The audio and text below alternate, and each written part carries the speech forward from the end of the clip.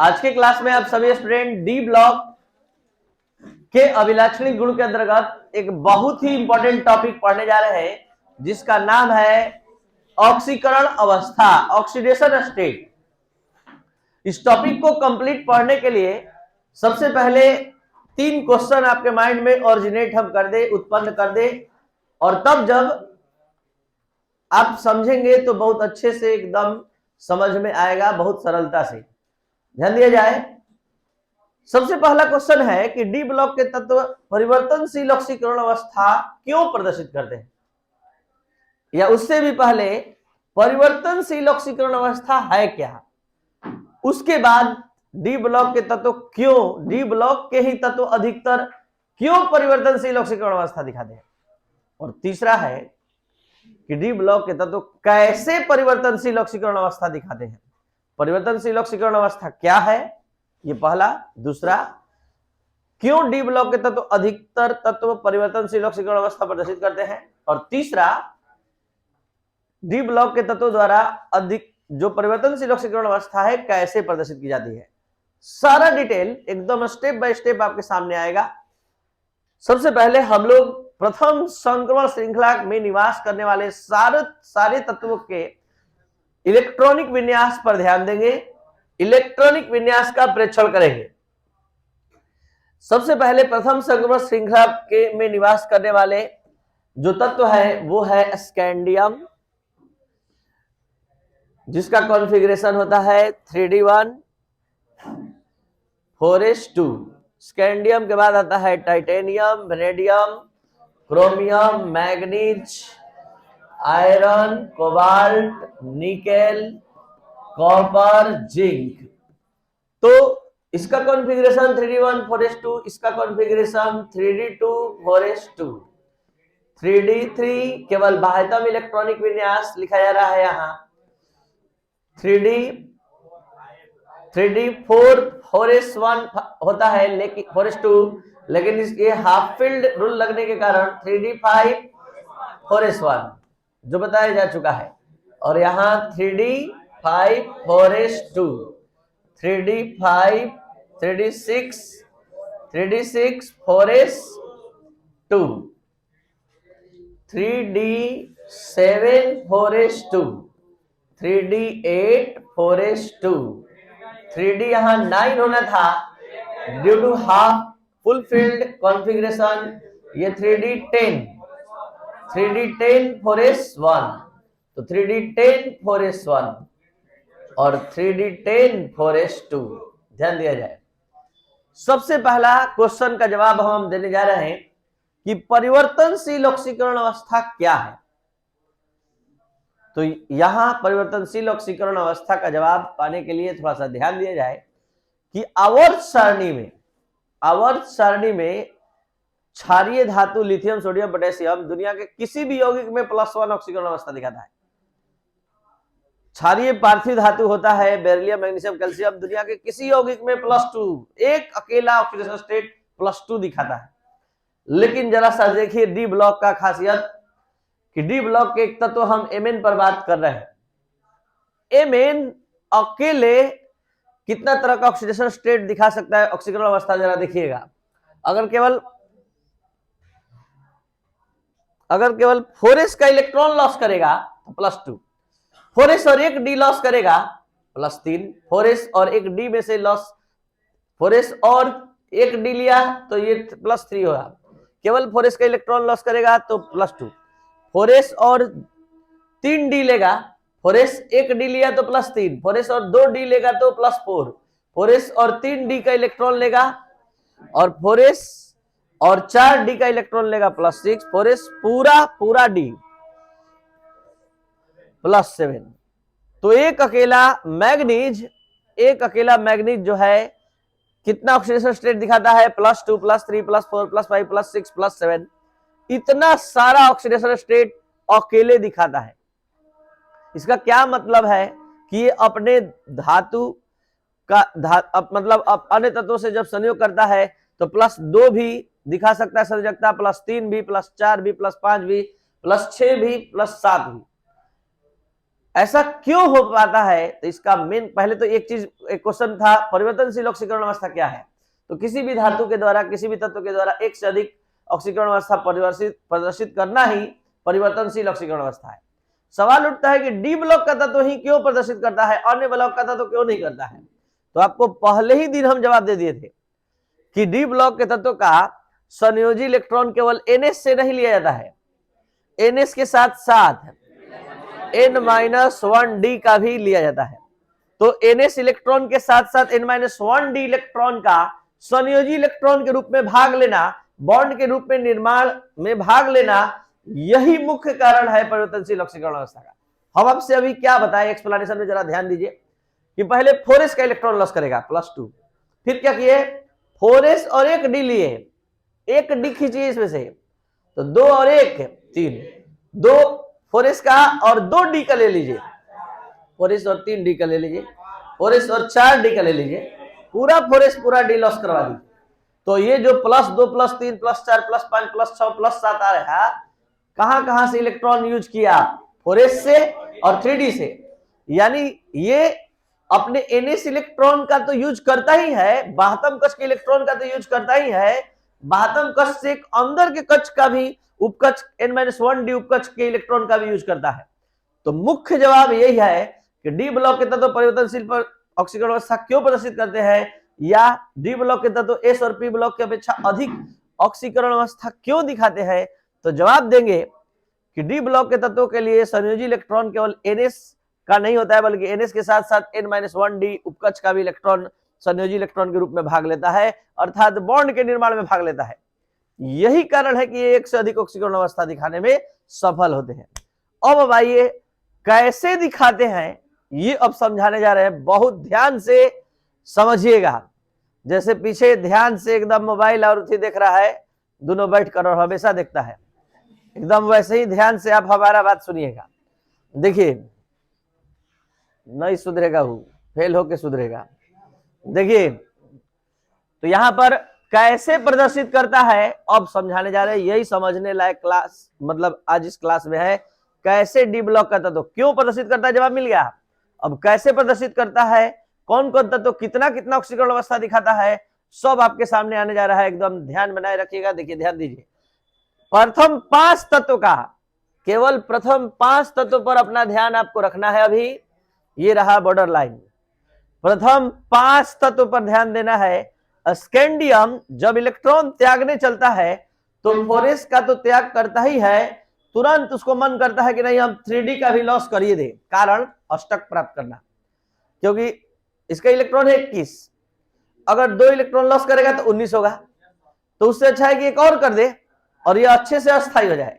तो +2 आप अपने समझने के लिए लिख सकते हैं, लेकिन यह अस्थायी ऑक्सीकरण अवस्था नहीं है, केवल 4s का इलेक्ट्रॉन लॉस करेगा। तो इसका 4s का लॉस करेगा तो +2 अस्थायी ऑक्सीकरण अवस्था है, +2 +1 लिखेंगे, लेकिन यह अस्थायी, मतलब हम समझाना चाहते हैं कि प्रथम 5 तत्वों की न्यूनतम ऑक्सीकरण अवस्था 4s इलेक्ट्रॉन के त्याग से आती है। 4s इलेक्ट्रॉन का केवल त्याग करवा है 4s। बीच की ऑक्सीकरण अवस्था 4s और कुछ d, 4s और कुछ d का लॉस करवा कर बोलते चलिए। सपोज दैट हम यहां शुरू कर रहे हैं, 4s का हो गया, कुछ d लीजिए, यानी कि +3,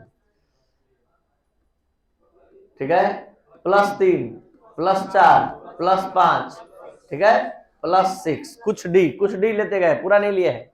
अब इसमें से लीजिए 4s और कुछ d, 4s और 2d, 4s और 3d, 4s और 4d, पूरा नहीं, अभी रोकिए। देखिए, 4s और कुछ d, 4s और कुछ d, इस बार 2d लिए, 4s और कुछ d। तो 3 तरह के ऑक्सीकरण होते हैं, ऑक्सीकरण अवस्था होती है, एक न्यूनतम, एक बीच की और एक अधिकतम। अधिकतम ऑक्सीकरण अवस्था पूरा 4s पूरा d, पूरा 4s पूरा d लॉस करवाइए, पूरा 4s पूरा d लॉस करवाइए, पूरा 4s पूरा d, पूरा 4s पूरा d, पूरा 4s पूरा d। तो ये है प्रथम 5 तत्वों के परिवर्तनशील ऑक्सीकरण अवस्था का कॉन्सेप्ट कि कैसे प्रदर्शित करते हैं और कौन कौन ऑक्सीकरण अवस्था प्रदर्शित करते हैं, सारा रिपोर्ट आपके सामने आ गया।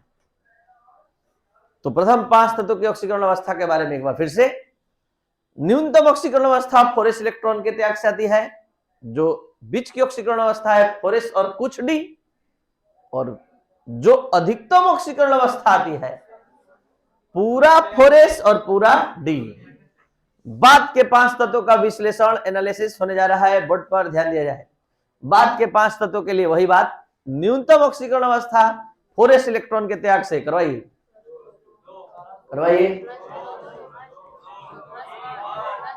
कोई दिक्कत? अब आगे जरा ध्यान से सुनिएगा। न्यूनतम ऑक्सीकरण अवस्था तो हमने बोल दिया 4s इलेक्ट्रॉन के त्याग से। बाद की ऑक्सीकरण अवस्था का कोई भी संबंध इलेक्ट्रॉनिक विन्यास से नहीं होता है। इस धरती पर उस तत्व का जो यौगिक वर्तमान है उसको देखकर, उसका सर्वेक्षण करके बाद की ऑक्सीकरण अवस्था को लिखा जा रहा है। जैसे हम इसमें सब लिख दिए तो आपको बता दें कि सबका यौगिक भी होता है, केवल ये नहीं कि मतलब ये लिख दिया गया। अब यहाँ पर +2 +3 +4, इसका क्या मतलब? TiCl2, TiCl3, TiCl4, इसका मतलब ये तो आपको समझ में आना चाहिए। जबकि है क्षमता सोडियम के पास NaCl बना दे, NaCl2 बना दे, NaCl3 बना दे, हो सकता है संभव। सोडियम 3 को यौगिक बना दे, NaCl, NaCl2, NaCl3। देखिए TaCl2, TaCl3, TiCl4, इतना क्षमता है इसमें। इसी को कहते हैं परिवर्तनशील ऑक्सीकरण अवस्था। ये क्षमता S और P में नहीं, ठीक है। और अब आइए, बाद की ऑक्सीकरण अवस्था का संबंध हमने एक लाइन में बोल दिया, और आप सब जगह बुक में यही देखेंगे लिखा हुआ कि बाद की ऑक्सीकरण अवस्था का संबंध इलेक्ट्रॉनिक विन्यास से नहीं होता है। जो उसका यौगिक धरती पर है उसके आधार पर तो इसका देखा गया है +2 +3 +6, अधिक से अधिक देखा गया है। और यहां इसका देखा गया है +2 +3 +4, +2 +3 +4, और इसका 2 यौगिक देखा गया है कॉपर का, क्यूप्रस क्लोराइड और क्यूपरी क्लोराइड आज तक देखा गया है, तो +1 +2। जिंक का तो केवल एक, सिर्फ एक, ZnCl2 सिर्फ +2।